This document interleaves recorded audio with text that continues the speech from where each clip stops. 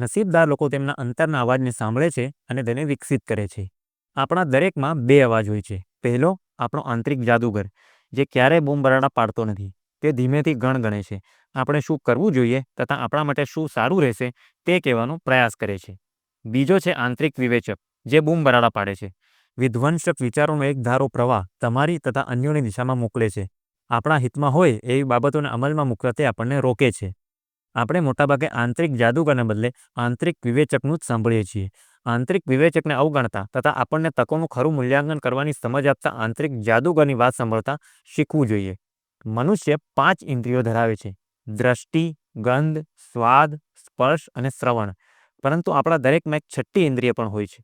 કેટલાક લોકો તેની વિવેક બુદ્ધિ કે કોઠાસૂઝ કહે છે, જે આપણા દરેકની અંદર હોય છે. પણ અમુક લોકો જ તેને સાધવામાં સફળ રહે છે. તો પોતાની વિવેક બુદ્ધિ વિકસાવવી કઈ રીતે? વ્યક્તિએ પોતાની અંદરના અવાજ પર વિશ્વાસ રાખવાનું પાપા પગલી ભરવાની જેમ શીખવું જોઈએ. નાના નિર્ણયો માટે તમારી વિવેક બુદ્ધિ પર આધાર રાખવાથી શરૂઆત કરો, પછી મોટા નિર્ણયો તરફ આગળ વધો.